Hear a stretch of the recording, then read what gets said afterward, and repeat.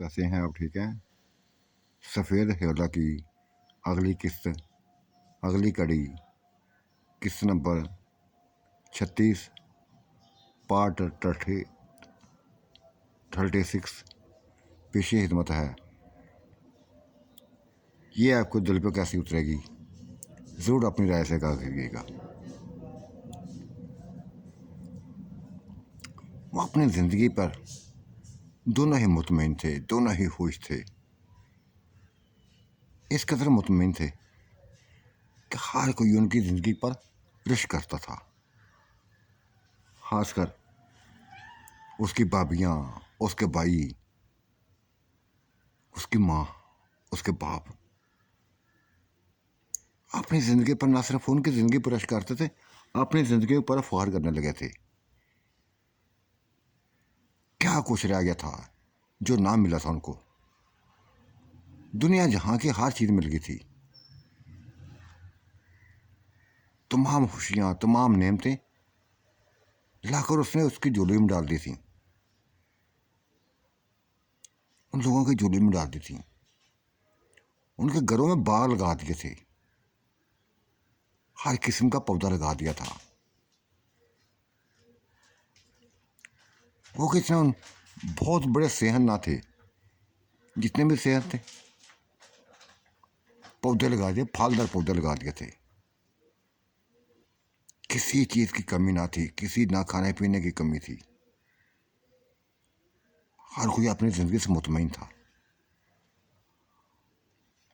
और नूर बानो, ये तो इंतहाई बस जैसे दीवाना हो गई थी उसकी, उस बच्चे की जैसे दीवानी बन गई थी। वो बच्चा नारा था, 20 साल का हो गया था, 20 साल का हो गया था, और वो वैसे की वैसी थी। अब वो उसके चेहरे पर स्याह धब्बे ना थे, ना जिस्म को काला था। इंतहाई हुसैन जमील हो गई थी, पुरकशिश हो गई थी। ये सब चांद की वजह से हुआ, चांद ने किया था। भाभीियों पर भी निखार आ गया था, उनकी जिंदगियों पर निखार आ गया था। उनके शोहर भी, उनका प्यार भाभीियों को दिलों में बढ़ता चला गया था, और भाभीियों का प्यार उनके दिलों में बढ़ गया था। उधर उमर और उसके बीवी,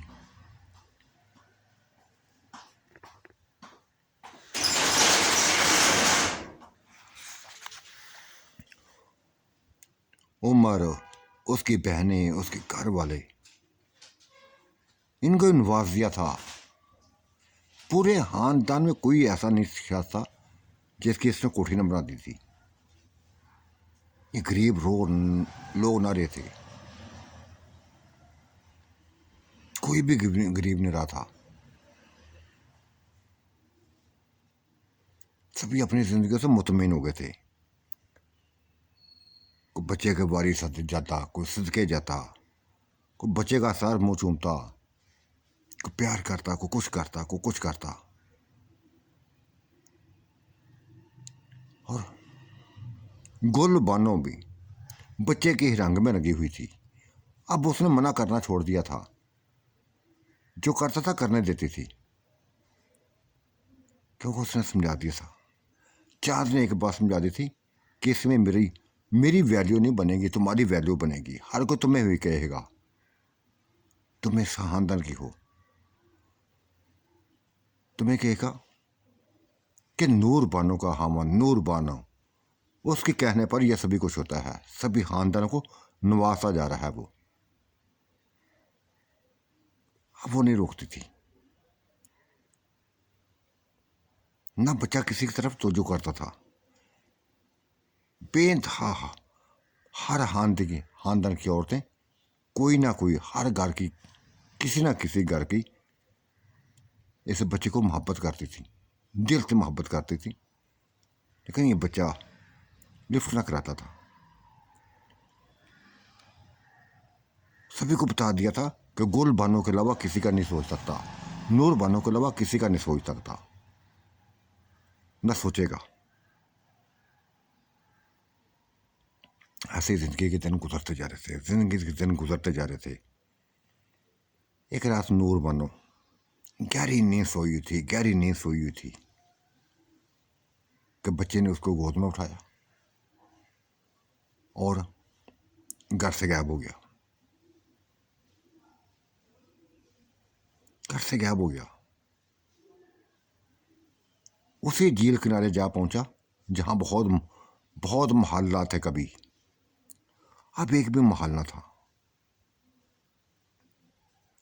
वो ऊंचे ऊंचे महल जो उन्होंने तमीर किए थे, तैयार किए थे, जो बाग लगाए थे,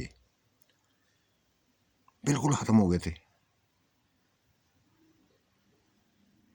बिल्कुल खत्म हो गए थे। ये वही जहां पहुंचा था। नीचे झील किनारे वो जो कमरे वो भी तैयार थे, वो भी नारे थे, खत्म हो गया था।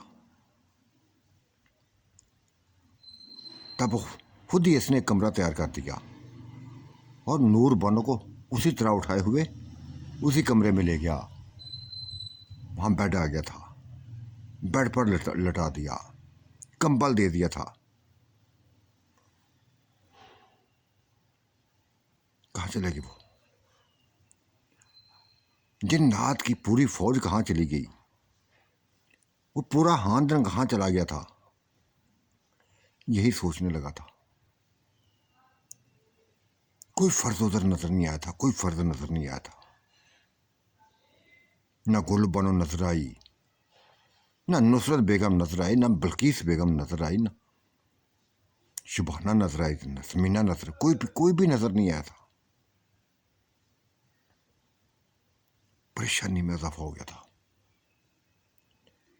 ये इंतहाई परेशान कौन बात थी। वो तो दिखाने के लाया था, नूर बानो को दिखाने का लाया था, मिलवाने के लिए लाया था कि नूर बानो जैसे मुझे एक और नूर बानो मिली हुई है। लेकिन ये कहाँ चले गए थे? क्यों अपना महल उजाड़ के रख दिया था, बागों को उजाड़ के रख दिया था, कुछ भी ना था।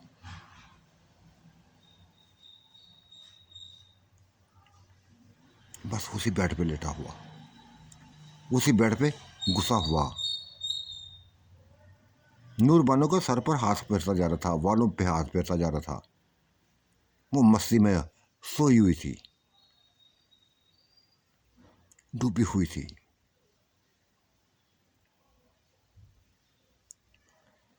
लेकिन जब उसने सर्दी का एहसास उसको हुआ, शदीद सर्दी का एहसास हुआ, तो कंबल ओढ़ने लगी थी अपने ऊपर। हालांकि कंबल था उसके ऊपर, वो घुसने लगी थी, चांद में घुसने लगी थी। इसके गर्म जिस्म पर बस अपने हाथों में लेकर कांपने लगी थी। वो मुस्कुराया था। एक कंबल और उसने उसको ऊपर दे दिया, फिर एक और ऊपर कंबल दे दिया, 3 कंबल दे दिए ऊपर। तो वो पुरस्कून हुई थी।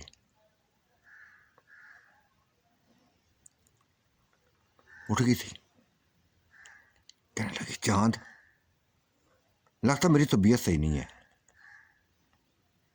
देर को इतनी गर्मी रही है, इतनी गर्मी रही है, अब मेरा बस जिस्म ऐसी ठंड लगी हुई, ऐसी ठंड लगी है, कांपता जा रहा है, कांपता जा रहा है। हो जाएगा सही। वो समझाने लगा था कि हो जाएगा सही, सभी कुछ सही हो जाएगा। लेकिन वो हैरत ज़्यादा कभी उधर देखती थी, कभी उधर देख रही थी। क्या ये हमारा घर नहीं है? ये हमारा घर नहीं है। हम कहाँ हैं? हम कहाँ हैं? तब वो बोला, मुझे खुद ही नहीं पता, मुझे खुद नहीं पता कि हम लोग कहाँ हैं। मुझे नहीं पता हम दोनों की तरह हैं, कहाँ हैं। मैं खुद ही परेशान हूँ, डरा डरा है। डरा सदा हूँ, खौफ ज़दा हूँ, क्योंकि यह जगह मेरी हमारी जानी पहचानी नहीं है। हम कहाँ आ गए यहाँ, हमें कौन लेके आया है यहाँ। ये बात सुनकर वो डर गई थी, और ज़्यादा मज़े डर गई थी। चांद के गले लगी। चांद, ये क्या है, ये कैसे हो गया? तुम्हें भी नहीं पता, मुझे भी नहीं पता। ये रात सोते ही में हम कहाँ से कहाँ आ गए।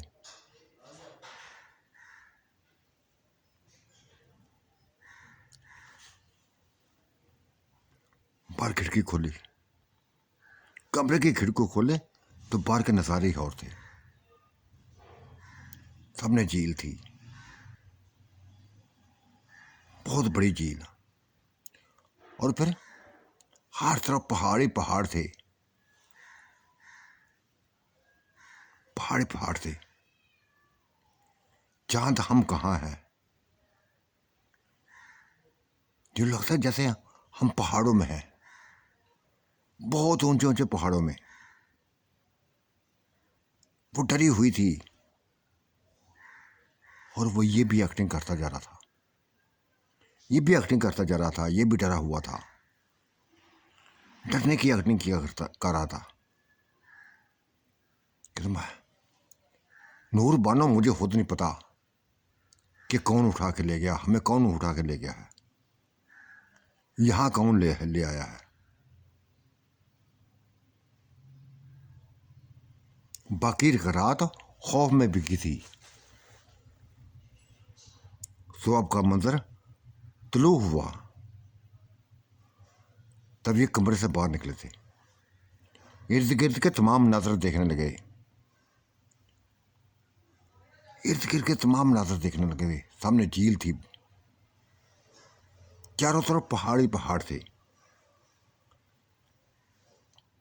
हैरतों में डूबे हुए, खौफ में डूबे हुए। इनके चेहरों पर खुशी ना थी, हालांकि हसीन मुनाजर में थे, लेकिन खुशी ना थी। और वो बता भी नहीं रहा था, बता नहीं रहा था कि उसको उठाकर मैं लाया हूँ। क्यों बताता उसको?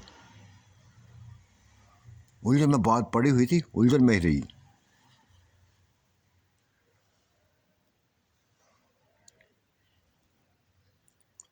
चांद, मुझे खौफ होने लगा है,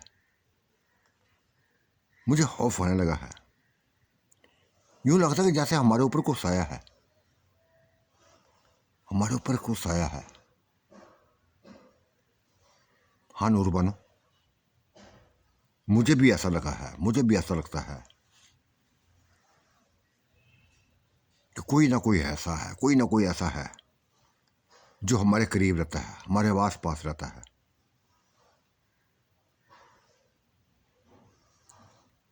फिर उसकी कहानी बनाने लगा था। नूरबानो, जानते हो तुम, जिस कमाज में हम मिला करते थे, वहां में किसी का सार नजर आते थे, किसी का साया दिखाई देता था।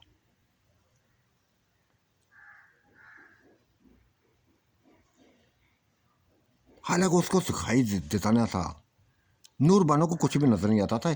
इसने ऐसी बातें कर दी कि उसको ऐसे महसूस होने लगा था जैसे वैसे वो सही कह रहा है।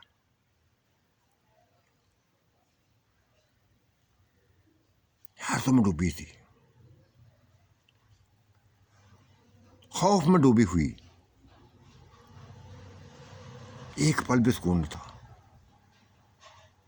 एक पल भी सुकून न था। इन ही नज़ारों में एक पल भी सुकून न था। बाहर सर्दी जोरों की थी, जोरों की सर्दी थी। तब ये बच्चा इर्द गिर्द के मुनाजर को देखते हुए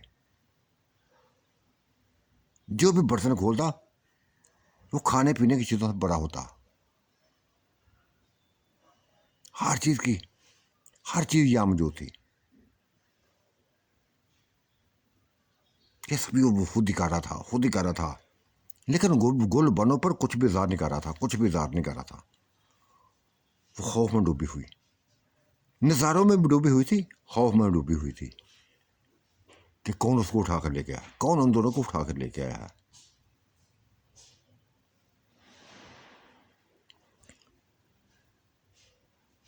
तब वो बोला था, नूर बनो, मैं तुम्हारे साथ हूं, तुम मेरे साथ हो, मरेंगे तो एक साथ, जिएंगे तो एक साथ। ये जो कोई भी है, जो कोई भी है, जो कुछ भी हमें यहां लेके आया है, बस देखते हैं क्या कुछ होता है हमारे साथ, क्या कुछ करता है। बस अपने आप को तैयार कर लो, मौत की तरफ तैयार कर लो।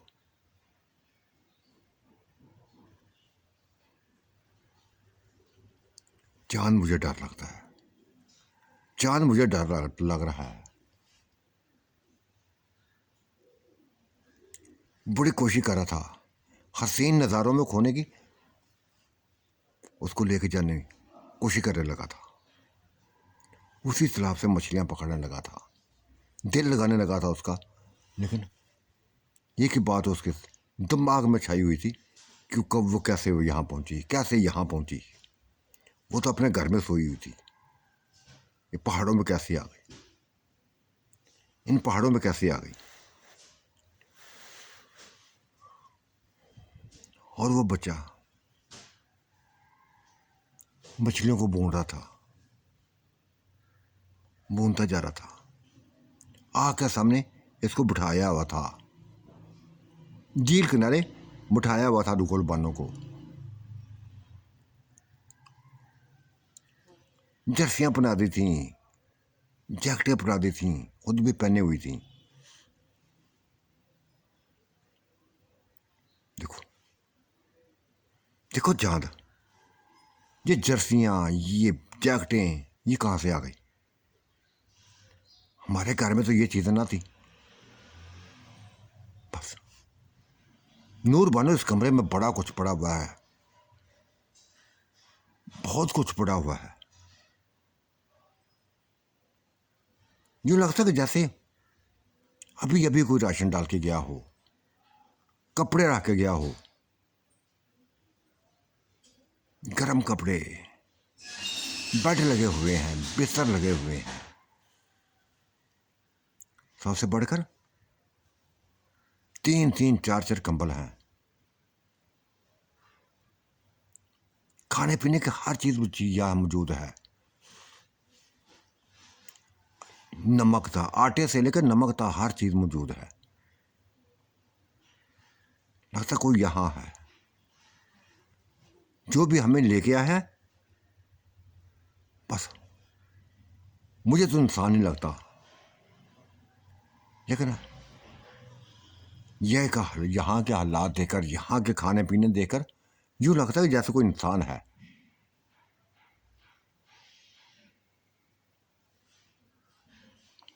परेशान थी, लेकिन दिलासे में आ गई थी, चांद के दिलासे में आ गई थी कि जो कुछ भी होगा देखा जाएगा, अब जो कुछ भी होगा देखा जाएगा। वो मछलियां भूनता जाता, फिर खाते जाते थे। लज्जत थी, एक लज्जत थी। सुबह से शाम हुई, शाम से रात हुई, घुस गई थी,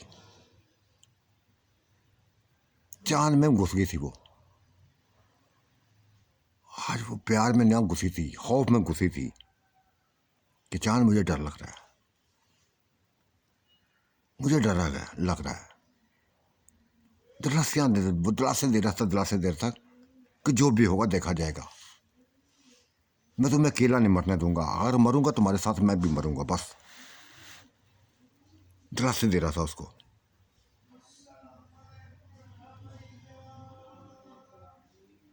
एक दिन गुजर गया, 2 दिन गुजर गए, 3 दिन गुजर गए, कोई ना आया था, किसी का साया दिखाई ना दिया था, ना महसूस हुआ था कोई भी। ये दोनों ही थे, ये दोनों ही थे। ये नूर बानो के लिए मजीद परेशानी की बात थी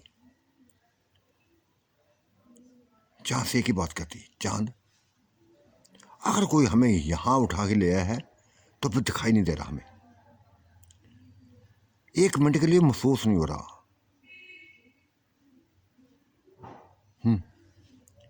देख रहा हूं मैं, देख रहा हूं मैं, इधर उधर भी घूमता हूं, देखता हूं, कोई भी साया नहीं, हमें दिखाई नहीं दे रहा, कोई नहीं दिखाई दे रहा।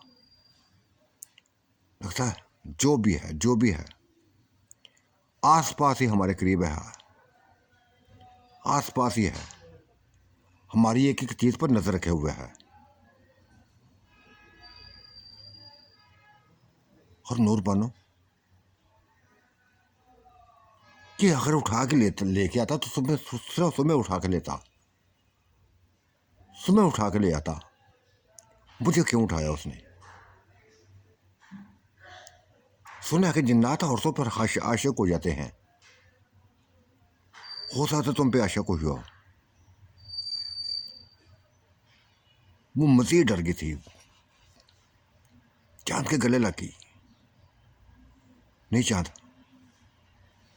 मुझे खौफ होने लगा है, मुझे डर लग रहा है, मुझे जिन्नात की आशिकी नहीं चाहिए, मुझे तुमसे पर तुम ही चाहिए, तुम ही चाहिए, मुझे ऐसे आशिक नहीं चाहिए।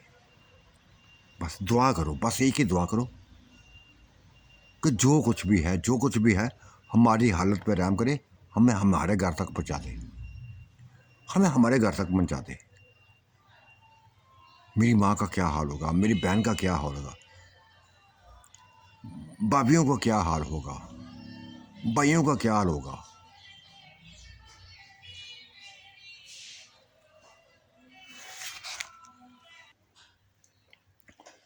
उसके अंदर एक खौफ ही खौफ था,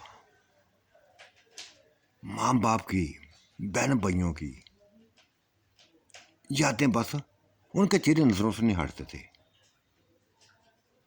ये बात कर रही थी, एक ही बात कर रही थी, चांद से एक ही बात कर रही थी, चांद बस जो कोई भी हमें उठा के लाया है, जो भी हमें उठा के लाया है ना, हमें वापस ला दे, हमें वापस हमारी जगह पर ले जाए। ये एक पल भी सुकून नहीं है मेरी जिंदगी को। नूर बानो क्या हो गया तुम्हें? ठीक है, जो कुछ भी है, चाहे तुम्हारा आशिक है, चाहे किसी का भी आशिक है, अगर उठा के ले आया ना तो बहुत अच्छी जगह है। देखो हसीन नज़ारे हैं, हसीन नज़ारे हैं।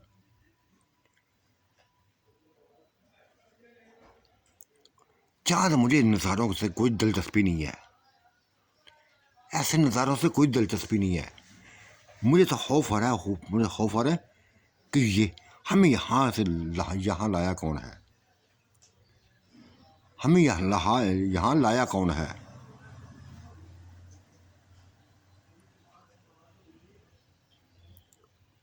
कोई भी दिखाई नहीं दे रहा, कोई भी महसूस नहीं हो रहा। ठीक है ना, नहीं ना हो रहा तो मुझे टेंशन नहीं है, मैं तो खुश होने लगा हूं। इतनी गर्मी से निकलकर सर्दी की तरह लौटे हैं, एंजॉय होने लगा, मैं तो एंजॉय करने लगा हूं। मैं तो एंजॉय करने लगा हूं। जान तुम एंजॉय के चक्करों में पड़े हो, जो मेरे दिल पर बीत रही है मैं जानती हूं। घर वाले क्या क्या पता नहीं जाने कहां कहां तलाश कर रहे होंगे, कहां कहां हमें तलाश कर रहे होंगे, कोई ऐसा पता नहीं है।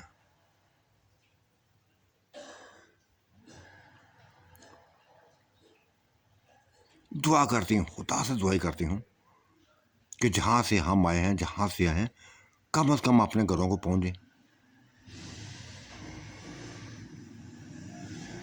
ये है क्या, ये सब कैसे हुआ? अभी तक मैं सोच रही हूँ, अभी तक सोच रही हूँ। इतनी ज़िंदगी बीत गई, इतनी ज़िंदगी बीत गई है, जिन्नात के किस्से मैंने सुने हुए हैं, कहानियाँ भी सुनी हुई हैं, लेकिन ये नहीं सुना कभी कि वो जिन्नात औरतों पे आशिक हो जाते हैं, प्यार करने लगते हैं, ये कभी जिंदगी में नहीं सुना। हाँ, ये सुना है कि वो किसी को दुश्मन बन जाए तो बड़ी अजीतें देते हैं, सजाएं देते हैं।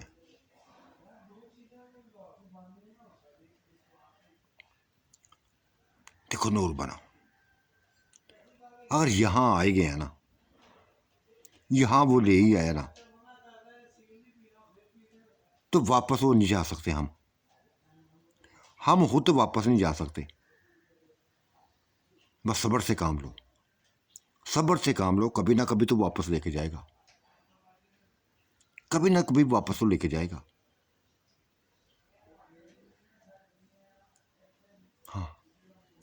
हाँ चांद, तुम्हारी ये बात सही है। हमारे परेशान होने से कुछ भी नहीं होगा। करनी उसने वो अपनी मर्जी है, करनी उसने अपनी मर्जी है। ठीक है, इंतज़ार करती हूँ वक़्त का, इंतज़ार करती हूँ वक़्त का। कभी ना कभी तो वापस लेके जाएगा वो। पर फिर पुरसकून हुई थी कुछ। इतने दिन गुजर के, एक हफ्ता गुजर गया था, तब आज पुरसकून हुई थी। सभी कुछ हालात पे छोड़ दिया था, हालात पे छोड़ दिया था। यहाँ तक कि अपनी मौत को भी, जिंदगी को भी हालात पे छोड़ दिया था कि वो साया जो भी है हमारी जान भी लेता है तो ले ले। अब हम उसके पूरी तरह काबू में हैं, पूरी तरह काबू में है। जो करना चाहता है कर ले, बस हमें टेंशन नहीं है। बस अब हर काम में बस उस बच्चे का, चांद का साथ दे रही थी। खाने पीने का चांद, खाने पीने के, मछलियां पकड़ने में, ये चीज़ें थी जो उसके लिए एंजॉय के लिए काफ़ी थी। दिल लगाने की कोशिश कर रहे थे एक दूसरे के साथ, यहाँ के मौसम के साथ। वो लकड़ियाँ लाता लाता पूरा दिन लकड़ियाँ इकट्ठा करता रहता, ये जलाते रहते, झील किनारे बैठे इधर उधर के मनाजर देखते रहते थे। तब उसने कहा था, नूर बानो, यहाँ लगता है ये कोई कोई ना कोई इंसान है। ये जो मैं देखता हूँ, जो कुछ भी इधर है, लगता है कोई इंसान आए हैं यहाँ, कोई फैमिली आई है, उनको मार दिया गया है, उनको मार दिया गया है। इतना कुछ आसमान बिखरा पड़ा है, इतना कुछ आसमान पड़ा हुआ है, बस उनको कतल कतल कर दिया गया है, मार दिया गया है।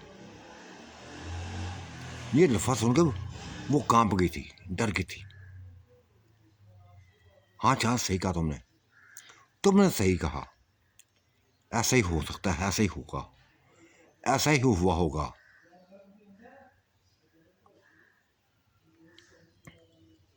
औरतों के कपड़े पड़े हुए हैं, मर्दों के पड़े हुए हैं, बेड लगे हुए हैं, कंबल लगे हुए हैं,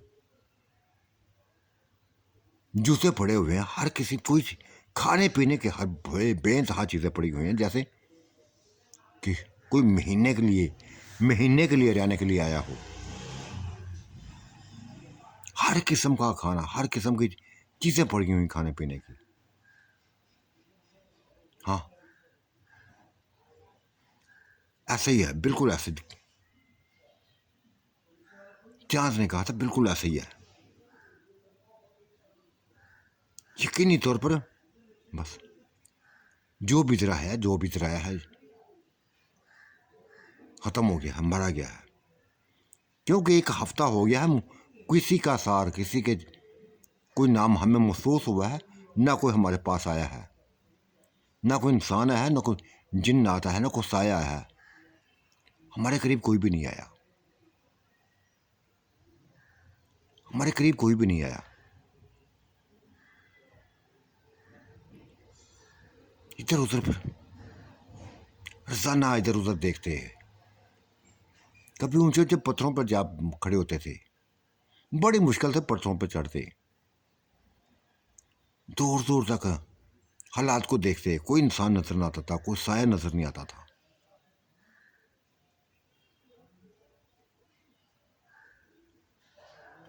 बस ये उनके लिए बहुत ज़्यादा परेशानी थी, बहुत परेशानी थी।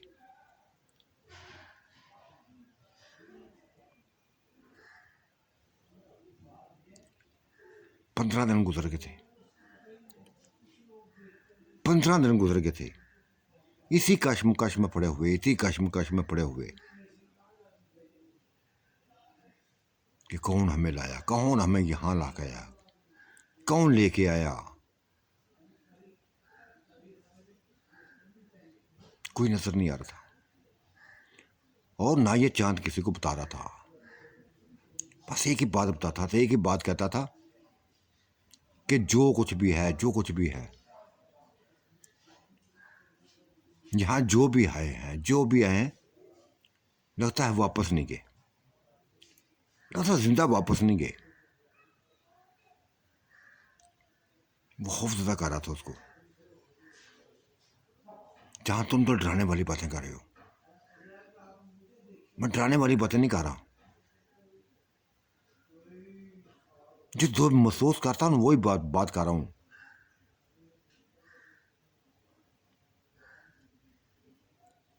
कि यहाँ से कैसे वापस जा सकते हैं। ऊंचे ऊंचे पहाड़ हैं, चारों तरफ ऊंचे ऊंचे पहाड़ हैं, वापसी के तमाम रास्ते बंद हैं। यकीनी तौर पे जो भी इधर आया है, जो भी इधर आया है, देखो ये मकान बना हुआ है, 3-4 कमरे बने हुए हैं, पूरी तरह रिहायशी मकान बना हुआ है, खाने पीने के सामान पड़े हुए हैं, लेकिन दिखाई कुछ नहीं देता। चीज हर कोई दिखाई दे रही है, लेकिन वो उनमें से कोई भी दिखाई नहीं देता।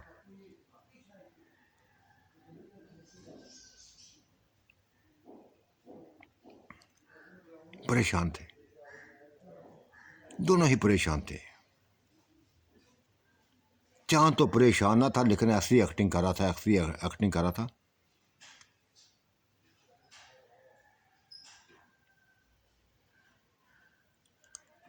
आज रात खो गए थे एक दूसरे में, सभी बोल बुलाकर खो गए थे,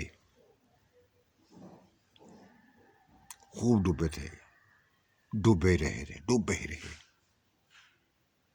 रात ऐसे बीत गई, तब जाकर गहरी नींद सो गए थे, तब जाकर गहरी नींद सो गए थे।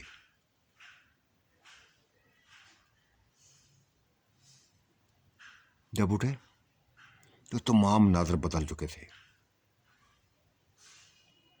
एक छत पे सोए हुए थे, ये दोनों एक छत पे सोए हुए थे।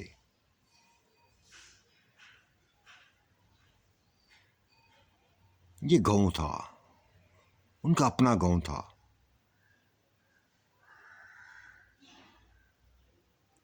नूर बानो ने जब ये सुबह देखा मंजर, अपने आप को देखा, नीचे का मंजर देखा। नीचे तमाम घर वाले मौजूद थे इसके, माँ भी थे, बाप भी था, भाभियाँ थी, भाई बहनें थी, भाभियाँ थी, भाई थे, बाप थे, सभी घर में मौजूद थे। ये भागती हुई नीचे आई थी, और ये भागती हुई नूर गोल को, नूर बानो को देखकर जैसे वो खुशी से पागल हो गए थे, खुशी से पागल हो गए थे, लिपट गए थे इसके साथ, नूर बानो से लिपट पड़े थे। वो रोती जा रही थी, वो भी रोते जा रहे थे। बेटा कहाँ चली गई थी, कहाँ चली गई थी। कई दिन से तलाश कर रहे हैं, कई दिन से तलाश कर रहे हैं तुम तो। कमरे में लेटे लेटे गायब हो गए थे बस। तो उसने सारी कहानी बताती, रोते हुए सारी कहानी बताती कि माँ ये सब कुछ ऐसे ऐसे मनाजर पेश आए हैं। कोई हमें उठा के ले गया था। हम दोनों मियाँ बीवी को उठा के ले गया था। बहुत दूर पहाड़ों में, बहुत दूर दूर पहाड़ों में ले गया था। झील किनारे ले गया था। कई दिन से वहां पड़े हुए थे। माँ कुछ ना कुछ ऐसा है, कुछ ना कुछ ऐसा है। जिन्नात का साया शायद हम किसी जिन्नात के साए में हैं।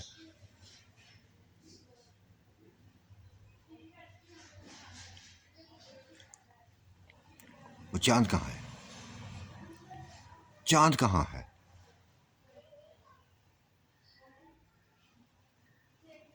चांद का नाम सुनकर जैसे परेशान हो गई थी। माँ क्या वो नहीं आया? क्या वो नहीं आया?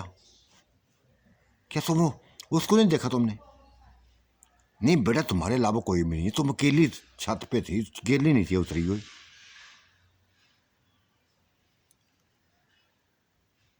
अब ये बातें हो रही थी। वो अभी रोने वाली थी, रोने वाली थी कि चांद एकदम कमरे में दाखिल हुआ, घर में दाखिल हुआ था। उफ, वो बात ही उससे लिपट गई थी। तुम कहाँ चले गए थे? तुम कहाँ चले गए थे? कहाँ गया? कहाँ गया? क्या क्या मतलब? तुम जैसे घर में बैठी हुई, मैं मुझे बाहर फेंक गया था कोई, खेतों में फेंक गया था कोई।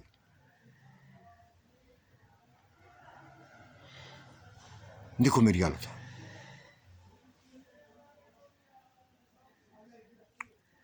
वो जैसे एक्टिंग करने लगा था। माँ ने गले से लगाया, गले से लगा लिया, भाइयों ने गले से लगा लिया, बापी भी बिलियाँ थी, लेकिन इनके चेहरों पर एक खौफजदगी फैली हुई थी। फिर नूर बनो ने घर वालों को, माँ बाप को, भाभियों को, भाइयों को एक एक चीज बता दी कि कुछ साया, किसी साया ने ये ऐसी हरकत की है। हमें यहां से उठा के पहाड़ों में जा फेंका, झील किनारे जा फेंका, जहां पहाड़ ही पहाड़ थे, ऊंचे ऊंचे पहाड़, सब्जे से लदे हुए पहाड़, बेइंतहा ऊंचे पहाड़। लेकिन माँ, खाने पीने की चीजें, जिस घर में हम गए थे, खाने पीने की हर चीज मौजूद थी, लेकिन कोई दिखाई नहीं दिया था, कोई दिखाई नहीं दिया था। और ये चांद की शायद बात सही थी। हर चीज मौजूद थी, लेकिन लोग ना थे। शायद उनको कत्ल कर दिया गया था, मार दिया गया था। हमारी तरह उनको भी शायद कोई उठा के ले गया था। लेकिन खुदा का शुक्र है, खुदा का शुक्र है, हम जिंदा वापस लौट कर गए, जिंदा वापस लौट आए हैं। हम जिंदा वापस लौट आए हैं। हाँ, ये चांद की परेशानी हुई, यकदम परेशान हुई। मैं तो इसको भूल ही गई थी, ये भी भूल गई थी कि ये मेरे साथ आया या नहीं आया। आपने आपको बस गांव में देखकर, अपने घर में देखकर, माँ मेरी खुशी को कोई ठिकाना ना था, कोई खुशी का ठिकाना ना था।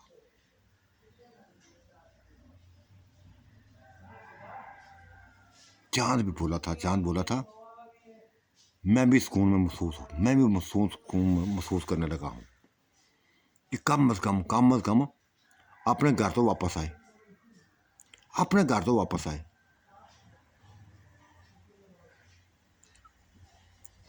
बहुत। और फिर सभी को बताने लगा था, आंटी बेइंतहा जियत में इसने जिंदगी दिन गुजारे हैं, रोती रही है, रोती रही है। बस एक ही दुआ करती थी कि हम बस किसी तरीके से वापस पहुंच जाए, किसी तरीके से वापस घर चले जाएं। अब आगे हैं, सुकून मिल गया है। साथियों, मंदिर कैसा लगा अपने राय से ज़रूर नवाजिएगा। अल्लाह निगहबान। अल्लाह हाफिज़। Bye bye.